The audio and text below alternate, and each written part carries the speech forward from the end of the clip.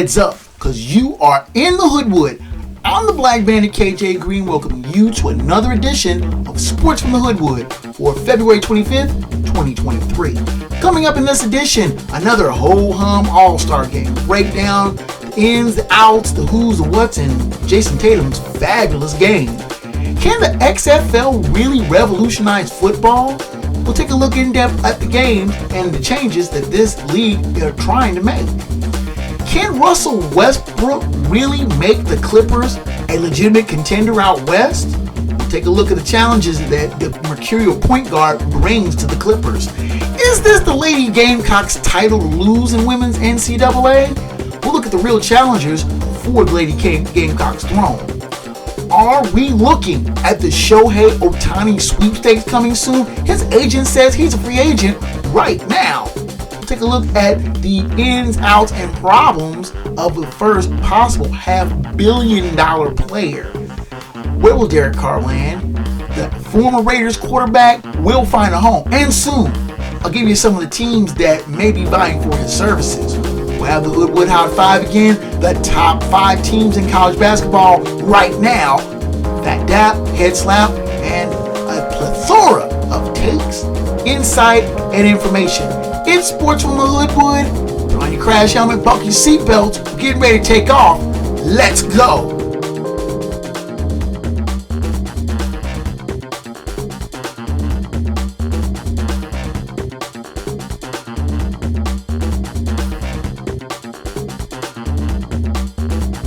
You're tuned in to Sports from the Hoodwood, the internet's foremost location for the most honest, unfiltered commentary and insight on the world of sports. Now, once again, here's Hoodwood's hometown hero, KJ Green. Greetings from Hoodwood, where it's Lent and Snuffy keeps trying to hit me up for money so he can go get a fish dinner. I don't understand this dog sometimes. I'm your man, KJ Green, welcoming you back to the Hoodwood. And let's lead off with the NBA All-Star Game, another one in the books. Team Giannis beating Team LeBron by the low-scoring game, 184 to 175. And I don't know. When I was growing up, the All-Star Game was one of the marquee matchups of the year when you saw Western versus Eastern.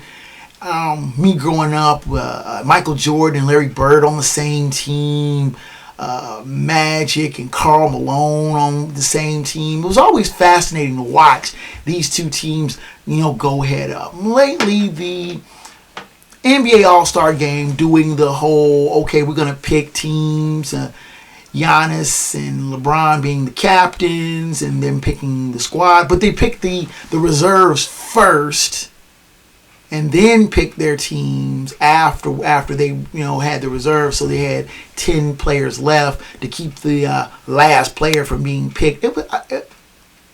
All of them are all-stars, period. Whether a person gets picked first or picked last, it doesn't matter. They're an all-star. What does it matter what order they're picked in? I didn't understand that myself.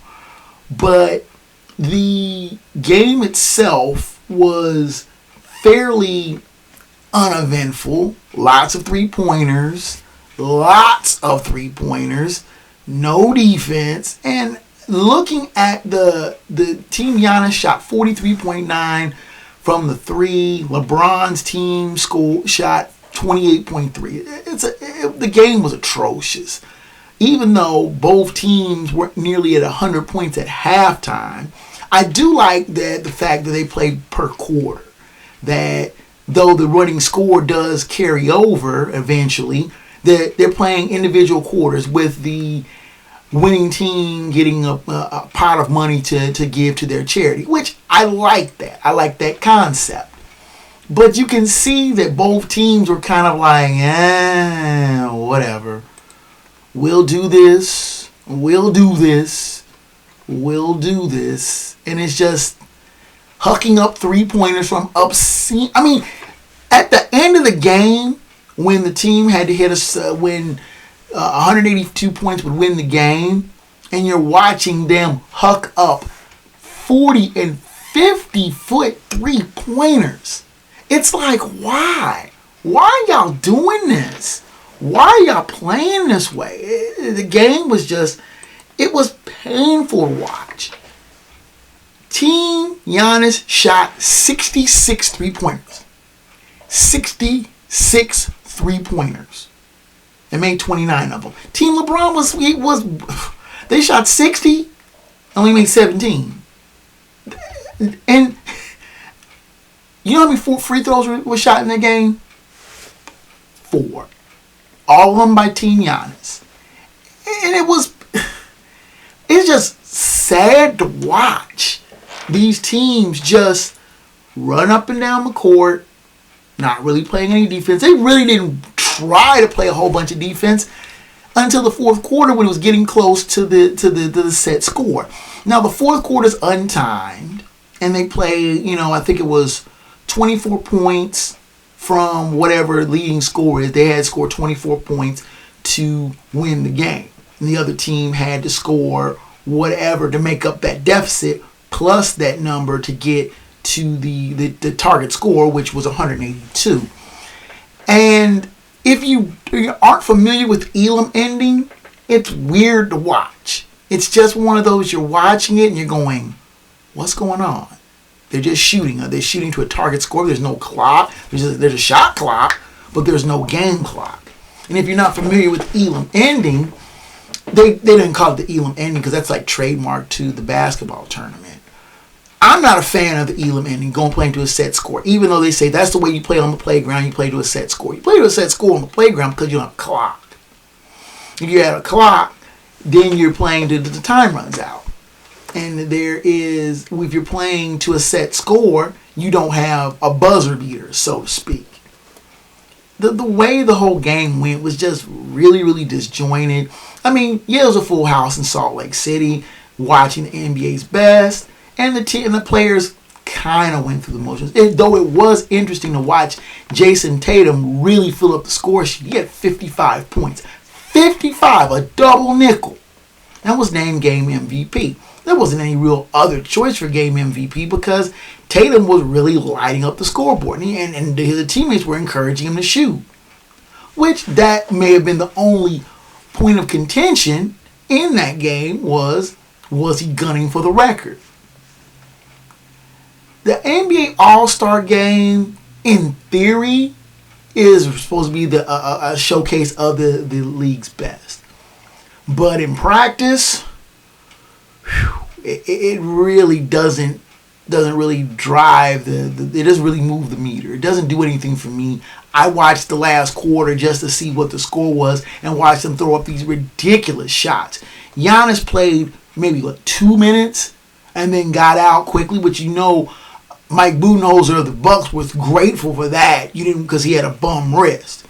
LeBron James didn't play that much. He had, nursing a bit of a sore ankle. So the team captains didn't even play that much. I'm not knocking the other All-Stars. They were deserving. But it really wasn't must-see TV. Is the All-Star Game or any All-Star Game must-see TV? I already discussed that a couple of weeks ago. But this is just an overall demonstration why it's not.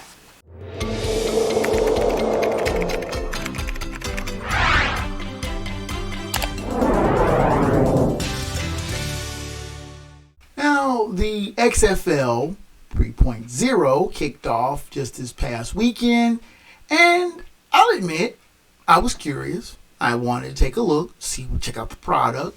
This is actually XFL 3.0. The first league came about in 2000 and was an absolute joke. It only lasted a season and basically hurt the brand of WWE and NBC. It was just ugly.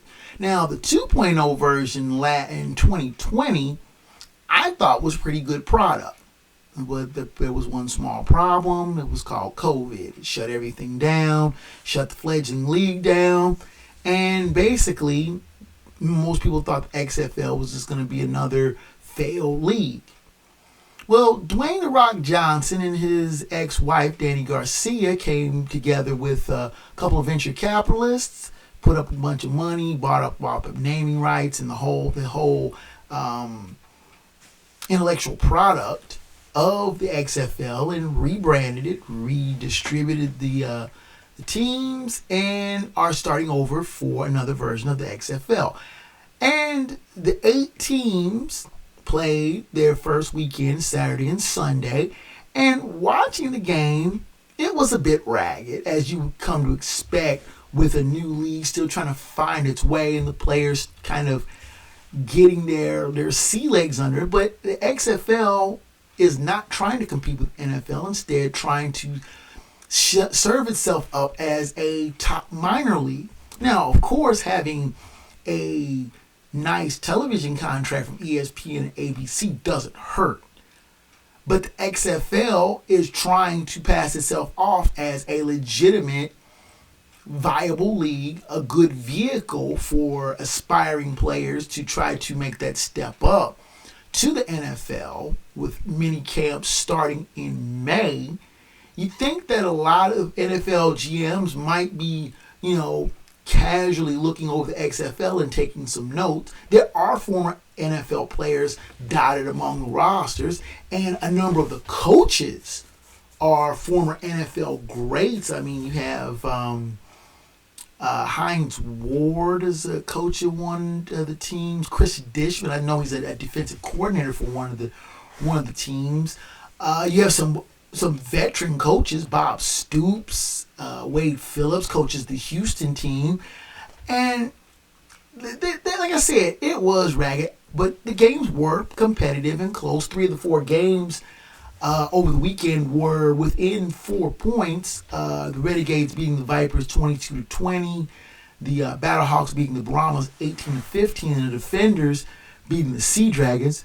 Sea Dragons, what a name! 22-18. Only the Roughnecks out of Houston slapping around the Guardians 33-12 was the only real blowout of the weekend. The lack of extra points, no kicked extra points. You either go for 1, 2, or 3, depending on the yardage, is how much the point values of the extra point, the point after try is. So that's inventive. I do like some of the concepts. The kickoff, I'm almost guaranteed that the NFL is going to crib some things off of the XFL and use them in their product. I mean, the one thing the XFL, the first iteration of it, brought to the game that was revolutionary was a sky cam. And that was fun to watch, to see those perspectives. The NFL was looking over going, that's Bush League. Take some notes down. Sky cam. Now, the NFL, they're not knocking the XFL this time around, but they're kind of going, take notes, crib with the best parts of it, and market it off as our own. That's the way the NFL is. The kickoff, where the teams line up 5 yards apart from one another and can't move until the ball is caught, that's going to come to the NFL. You can book that. Now, there'll be some things like the 1, 2, and 3 point line I think the NFL might look into as well. Can the XFL revolutionize football as a whole? It's tough to say. The XFL is on a lot more solid footing, and it looks like it's better prepared than it was in its first and second iterations. And with the USFL coming online in mid-May as to be a direct rival to the XFL, the XFL and the USFL aren't competing with the NFL, they're competing with each other. That's going to be the interesting part, to see what players are brought up from these minor leagues to the NFL to get a shot, and if these leagues are viable enough to survive more than a season or two. Football, a lot of football ain't going to be bad. Spring football, you take it or leave it. I think it'll be an interesting shot to see what happens with these teams, with this league, and if it's long-term viability. I mean, one season, you go off the season, they're going to have enough to be through a full season. Now, if it goes any further than that, we'll see if it can come back for a second season. We'll see. The jury is still out. Let's take time out. Come back. and look at if Russell Westbrook can really make the Clippers a contender. He bought out his contract in Salt Lake City and bounced as quick as a flash back to LA, but this time for the Clippers. And you know that's poking the finger right in the eye of the Lakers. You know Westbrook's going to want to stick it to them. But Hoodwood comes back after this. Is today your last day on Earth because you are being deployed to space tomorrow? Have you just turned 18 and you're ready to get out of your parents' house? Has your granddaughter gotten her boyfriend pregnant? Whatever your reason, you need us at GottaGetMarriedNow.com. We specialize in last-minute weddings. Active duty, military veterans and retired discounts are available. Visit us at GottaGetMarriedNow.com.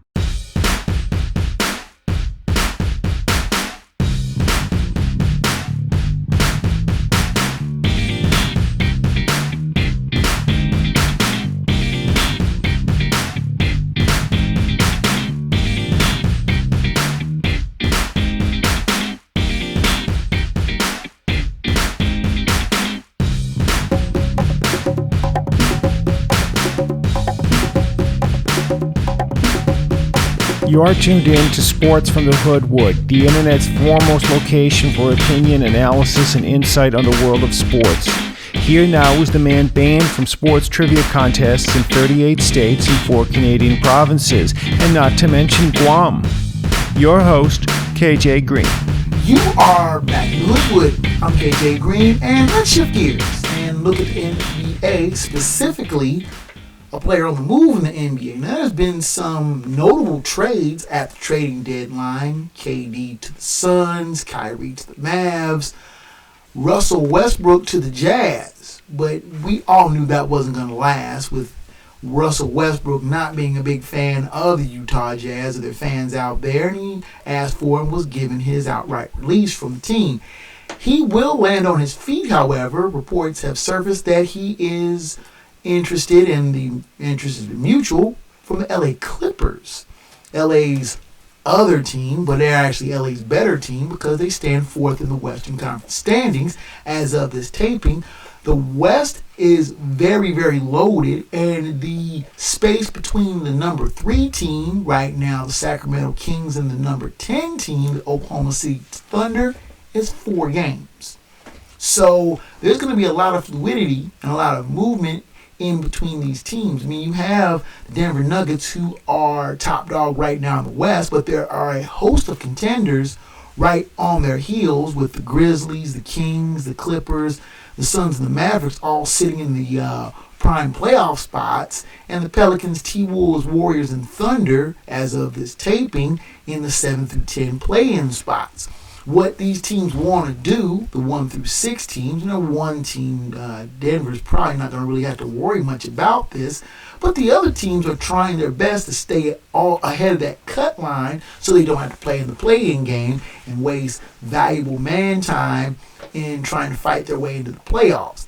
This trade for the Clippers, or I should say this acquisition, will strengthen the Clippers, no doubt. With Paul George and Kawhi Leonard being primary scorers, you're going to see Russell Westbrook not coming off the bench, but playing a starter role. And as a point guard who can score the ball, give the Clippers an extra scoring punch. Now, will it be the Russell Westbrook who is scoring and distributing and making good decisions, or is it going to be the Russell Westbrook who hucks up off-balance three-pointer shots and basically plays as about as selfish as the definition will allow?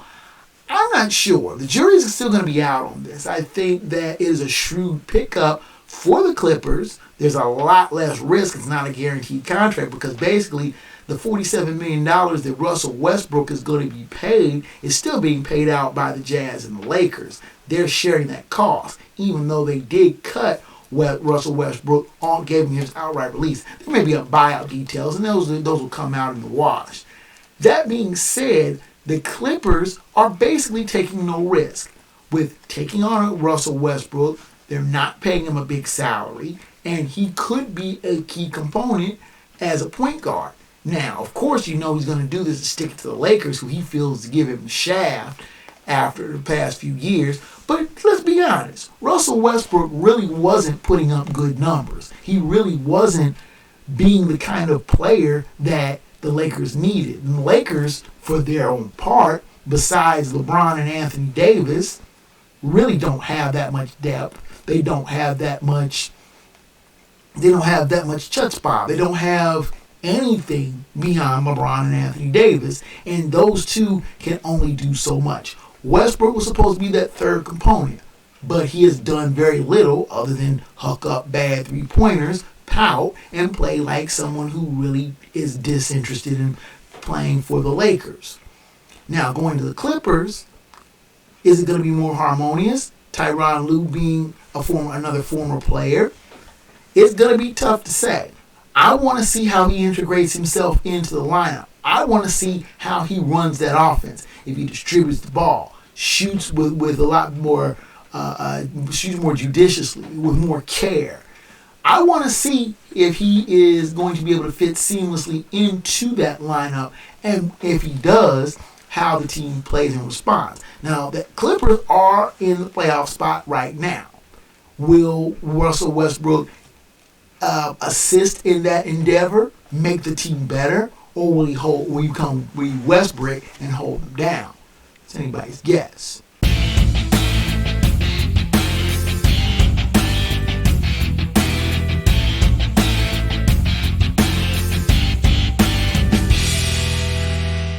Now, if you can see my picture over my right shoulder, you can see the picture of my daughters, Princess Katie and Princess Jasmine. It's kind of an old picture, but one of my favorites. And anybody who knows me knows that I'm a girl dad. Very proud girl dad, represent my kid's school every now and then. And being a girl dad means I have to kind of be a little bit up on girls' athletics, meaning the women's basketball goings on. And I was very surprised to see that South Carolina, not being the number one team, with they're undefeated, having won their last 33 straight games after taking a loss in the SEC championship last year to Kentucky. They ripped off 6 straight wins to take their second national title. Now, Dawn Staley, being one of the better coaches in NCAA women's hoops, is molded that Gamecocks team into a fierce, competitive team. They take down teams one after another, even though they did struggle Sunday to defeat Ole Miss to notch their 33rd consecutive win, and continue to be on top of the polls. They had all but one of the first place votes. The other lone first place vote that was not garnered by South Carolina was garnered by Indiana, who clinched their first outright Big Ten title during the regular season in 40 years after they defeated Purdue in a rousing game, full house in Assembly Hall in Bloomington. And the Lady Hoosiers may be a team that the Gamecocks have to watch out for come tournament time. What other teams could you think that could take down the Lady Gamecocks? You have your usual cast of suspects. Stanford out west, that's a great team. UConn, Gino the Mafia Don, will not go quietly in any season. Of course, you have LSU, whose one loss is to, I wonder who? The Lady Gamecocks. And of course, you have other teams like Iowa, Virginia Tech, Notre Dame, Duke, Maryland, Utah. Good teams all in one. But can anyone beat the Gamecocks? Beating the Gamecocks is a feat in itself. But can somebody catch them in the tournament? I still think that this team is, even though they do have struggled at times, there are no other real strong teams in the SEC. There are no other ranked teams in the SEC besides South Carolina and LSU. So it may stand to bear that these two teams may face off in the SEC tournament, and then again sometime down the line in the NCAA tournament. I'm thinking that the schedule makers will try to keep the Lady Tigers and the Lady Gamecocks as far away from each other as possible. Maybe seeing a top Final Four showdown, which where is the tournament is supposed to be at. I'm gonna cut this, but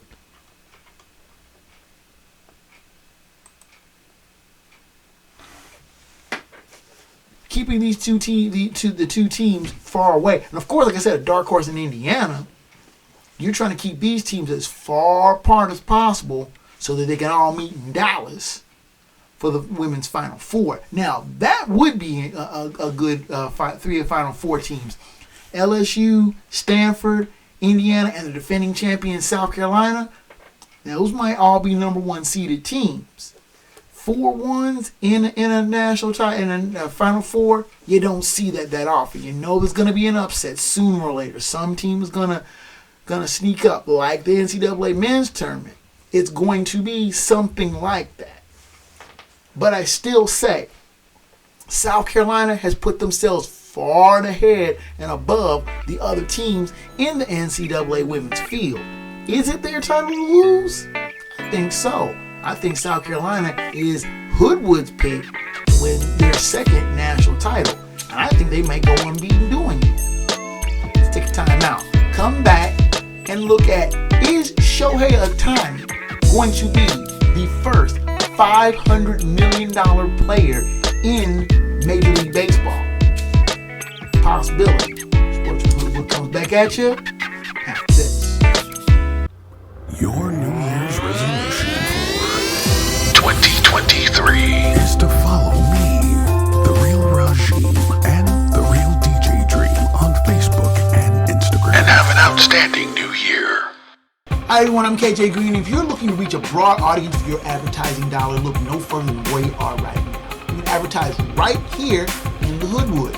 If you need spots created as well, Black Banner Productions Enterprises can create commercial content that drives sales and gets results. You can send your inquiries to ads at blackbannerproductions.com. Black Banner Productions and Enterprises. Sounds, ideas, and images of the 21st century.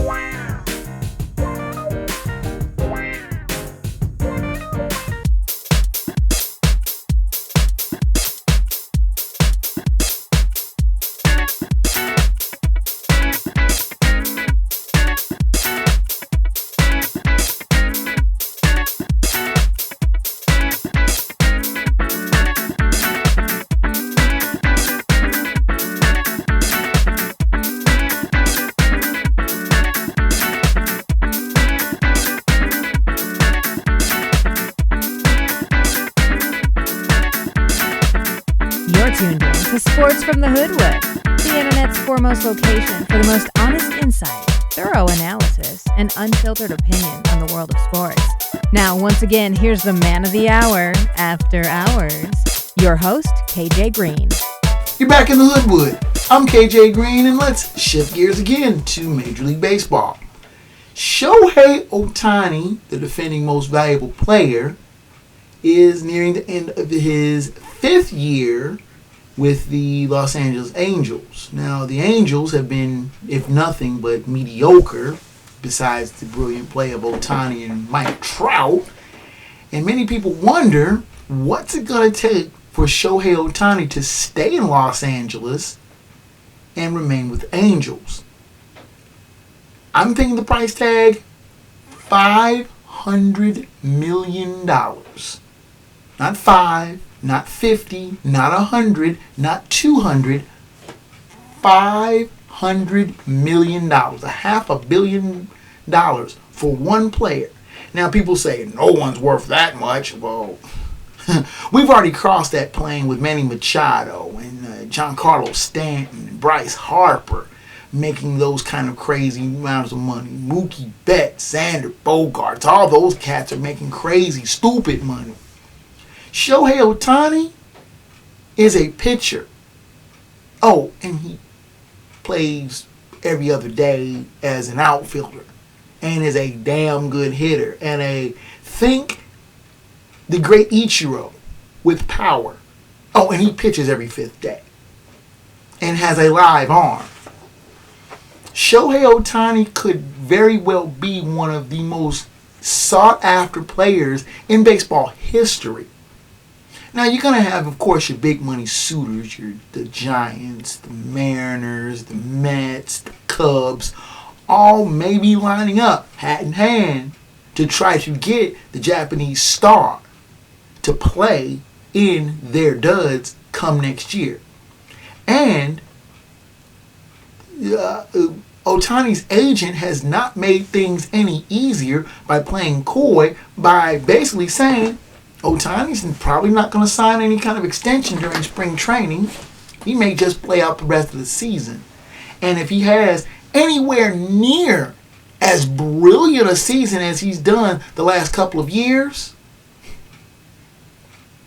the money is going to be obscene, stupid, making absolutely no sense. They're going to throw that kind of money at one player, but they will, and he will be worth it. The kind of marketing dream that it could come with getting Ohtani. I mean, the Angels won the sweepstakes the first time around, landing Ohtani to a big contract when he was signed out of the Japanese Central League. But Ohtani on the free agent market with teams with humongous wads of cash waiting to throw at him, Ohtani could clear $500,000 in salary. You could see him making $50 million a year over a 8 to 10 year contract. That kind of stupid money makes no sense for anybody to throw. Well, like I said, it's private businesses. They're making the money. They're printing it. They're printing the money. And there's only going to be a handful of teams that are going to be able to afford that kind of bread to throw at that kind of player. I would love to see the types of negotiations that's going on. The teams jockeying. You thought the Carlos Correa sweepstakes was crazy? This will make this like somebody going butt wild at Crenshaw swap me. Nah. Ohtani is going to command a big number. Deservedly so. Who's going to be able to win that sweepstakes is anybody's guess.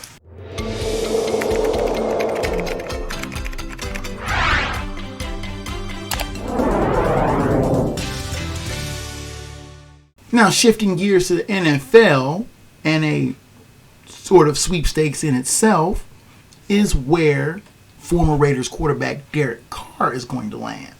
Now, Carr, who has played his last 9 seasons with the Raiders from Oakland and Las Vegas, was given his outright release by the Raiders just a few days ago. Now, there was negotiations for a possible trade to New Orleans, and Carr, who had a no trade provision in his contract, nixed that. Where would Derek Carr land? This isn't the Hoodwood Hot 5, but let me give you the teams that I think would be the best fit for Derek Carr. Start off with Houston. Now, the Texans are a mess. Everybody knows that. One can just picture Derek Carr playing in the same uniform that his older brother David once played in. It may be a decent scenario, but unrealistic. The Texans are way, way, way too far down to make any kind of real serious playoff run, and you think that Carr would want to be with a contender or somebody who looked like they could contend. And you have the Carolina Panthers. New coach in Frank Wright. Not a really stable quarterback scenario there. I mean, if you can't beat out Sam Darnold, something's wrong. But that's another team that is kind of on the fence in contention. Even though they be playing in the weak NFC South, it's still not the ideal situation for a quarterback to land in. And you have the New York Jets. The Jets are an intriguing situation. They have a great defense. They have a decent running game. Their quarterback situation is putrid. And Robert Saleh is on the hot seat. If that team doesn't win, and soon, he's going to be out of a job. Derek Carr is a little thin-skinned, though. Facing the New York media would not be the kind of situation that he would like to be in. That would be a mess in itself. You have Indianapolis Colts. another team with a new coach. Now, that team also has quarterback problems of its own. They don't have a legit starting quarterback. They also have a weak wide receiver core. Not taking away from Alec Pierce or Bearcat, but their wide receiving core is very, very weak. And then you have Washington. Now, that's an intriguing situation. Now, yeah, the Commanders have Carson Wentz at quarterback, but do you really think that Carson Wentz is really going to stand the test of time? He's bounced so many different places, and I don't think he would be able to stand up. Derek Carr with a very fascinating Washington offense. Could you imagine him there with Eric Bieniemy as offensive coordinator? Could Washington be the best fit for Derek Carr? I think so. Could Derek Carr go land anywhere? There's also other teams in contention like New Orleans. Could possibly go to San Francisco, Seattle. There's a number of teams that may be interested in Derek Carr's services. Where he will land at is anybody's guess.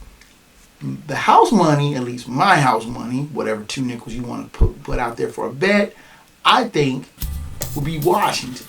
I think it would be the best fit for him, and I think the combination of a great offensive coordinator, Eric Bieniemy, good pieces in the running game and receiving game might be the best fit for Derek Carr. But it's still anybody's guess. No one will know at least for another month. Let's take our final timeout. Come back with Hoodwood Hot 5, Phat Dap, Head Slap, and the final word from the Wood. Sports from the Hoodwood heads down the home stretch after this. Is today your last day on Earth because you are being deployed to space tomorrow? Have you just turned 18 and you're ready to get out of your parents' house? Has your granddaughter gotten her boyfriend pregnant? Whatever your reason, you need us at GottaGetMarriedNow.com. We specialize in last-minute weddings. Active duty, military veterans and retired discounts are available. Visit us at GottaGetMarriedNow.com. Hi everyone, I'm KJ Green. If you're looking to reach a broad audience for your advertising dollar, look no further than where you are right now. You can advertise right here in the Hoodwood. If you need spots created as well, Black Banner Productions Enterprises can create commercial content that drives sales and gets results. You can send your inquiries to ads at blackbannerproductions.com. Black Banner Productions and Enterprises. Sounds, ideas, and images of the 21st century.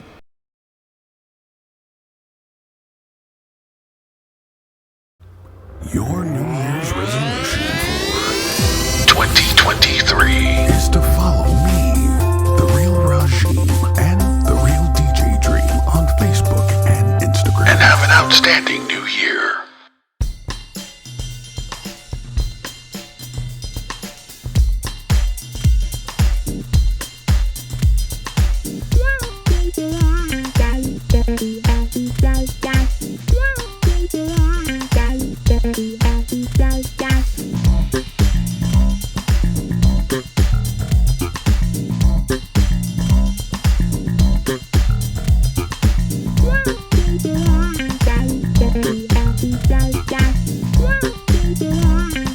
You're tuned into Sports from the Hoodwood, the internet's foremost location for no-nonsense commentary, insight, and opinions on the world of sports. Here now live in living color, black by popular demand, your host, KJ Green. Rounding third and headed for home here in Hoodwood. Let's finish up strong with the Hoodwood Hot 5, Phat Dap, and Head Slap, and the final word from the Wood. This week's Hoodwood Hot 5 is once again the top 5 college basketball teams right now, as determined by the Hoodwood Power Index. What's the Hoodwood Power Index, you say? Just the 5 teams I think are the best in the country right now. No new teams in the Hoodwood Hot 5, but there is a bit of a shuffle. Our number 5 team, falling for number 4, is Purdue. The Boilermakers, who are, you'll see the record listed right here, are looking over their shoulders at a fast-closing Northwestern. Now, I've already extolled the virtues of the Northwestern Wildcats, and Purdue is trying to keep the Wildcats at arm's length so they can be a number 1 seed in the Big Ten tournament come next month. Our number 4 team Down from number 3 last week is UCLA. Now, the Bruins, how is this team ranked 8th in the tourney bracket preview, even though they're leading the Pac-12? Make this make sense. I know that they lost to Arizona 58-52 in a grinder game in Tucson last month. That being said, UCLA really hasn't had any kind of other really bad pratfalls in its season, and they're ranked number 4 in the national polls. How do you equate that as a number 8 tourney bracket preview number? And of course, Mick Cronin, never a fan of the NCAA tourney selection committee, sounded off about it, and you know that his team's going to get punished come Selection Sunday. The selection committee doesn't like being poked and prodded. Don't poke the bear, Mick. Don't do it. Our number 3 team was last week's number 1 team, Alabama. Now, they took a nasty pratfall against Tennessee, and now we're trying to hold off Texas A&M. Now, that will be a showdown March 4th in College Station. That'll be an interesting game. Can Alabama keep Texas A&M off its tail and get a number 1 seed in the SEC tournament? Our number 2 team is the biggest jump. It's Kansas. Yes, the Jayhawks. They've won 5 straight, and they took a deserved big jump after road wins at Baylor and at TCU, 2 tough venues in the Big 12. Kansas is rounding itself out nicely and looks poised to defend their national title. Our number 1 team in the Hoodwood Hot 5, college basketball teams right now. Hurts my heart to say it, but it's Houston. Ugh. Everybody knows how much I loathe the Cougars and their reprobate coach, Kelvin Sampson. But name me a better team in the nation right now. I mean, seriously, name me a better team than the Houston Cougars right now.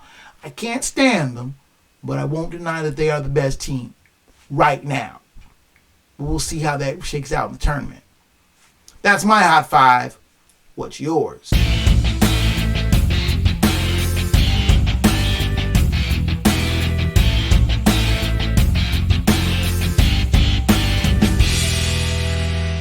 Now let's turn to our Fat Dap Head Slap of the Week. Our Fat Dap of the Week goes to Mac McClung of the Delaware Bluecoats / Philadelphia 76ers. He's on a 2-way contract with the pro team. He became the first NBA G League player to win the NBA Slam Dunk Contest. Now, let's see if I can do this right. Hopefully you're looking at highlights of Mac McClung's absolutely sick first dunk. Are you kidding me? To quote the line from Macklemore, that's a cold-ass white boy.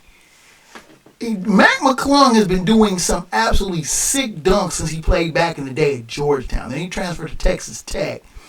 And he's been bouncing around the NBA for the last 3 years. But his skills are undeniable. Wow. He scored a 50 on 19 of his 20 scores from the judges. A lone 49 in the second round was the only thing that kept him from being perfect. Mac McClung, Hoodwood salutes you. What a dunk. Not because he's a white boy, not because he's 6'2", but because he is just ice cold. Now our head slap of the week is kind of a minor one, but it goes to Butler University, the Indianapolis-based school playing in veritable Hinkle Fieldhouse, took a loss. What's the big deal, you say? What's the big deal about a loss? To Georgetown! Are you kidding me? Georgetown couldn't beat the Little Sisters of Poor on the road, but they go to Indianapolis and knock off Butler? Patrick Ewing is about 1 foot out the door because they're going to get rid of him because the team has been playing so poorly. The team can't win on the road, having lost 22 in a row on the road, but they go to Hinkle and beat Butler? Make it make sense. Butler, come on. Y'all better than that. Head slap. What's the matter with you, Slappy? Head slapped a Butler for just shaming themselves with that loss. And now, without much further ado, let's go to the final word from the Wood.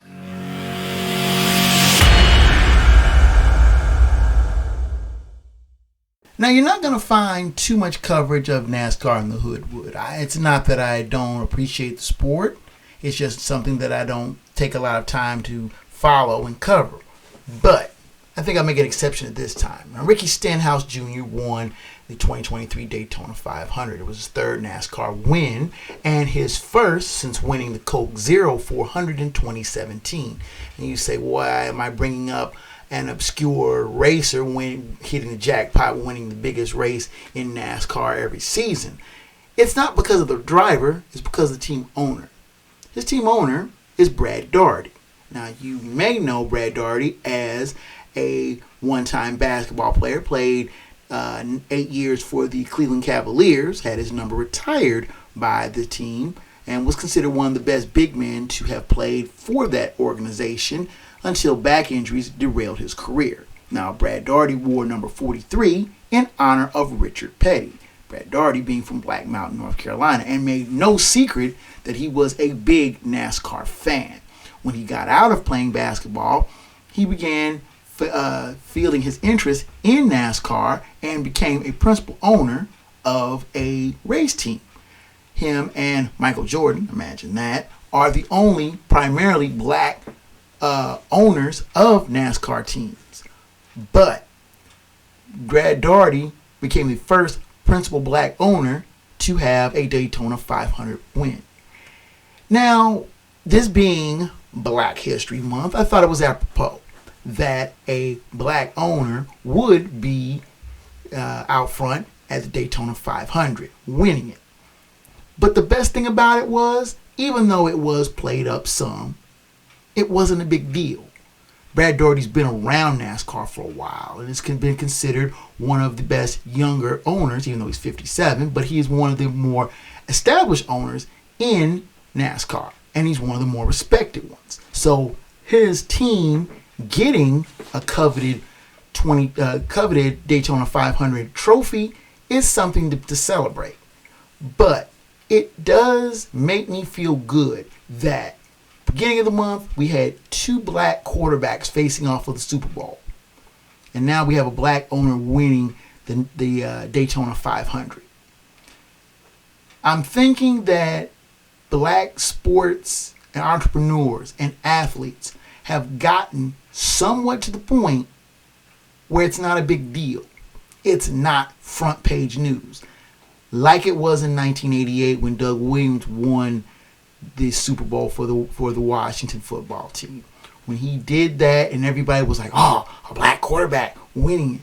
Now it's Patrick Mahomes won his second Super Bowl. Big deal. He's won 2 Super Bowls. That's what should be celebrated, not that he's a black man.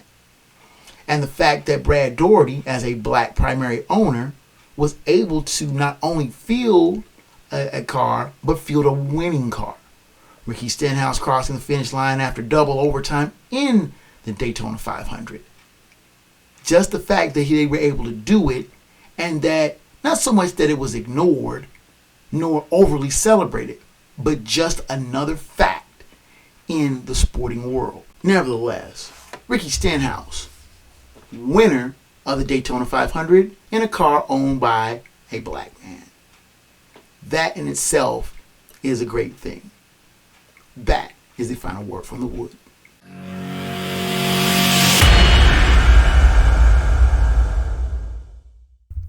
Now with the music coming up in the background, you know that means your time here in the Hoodwood is just about done. And thank you so much for your visit.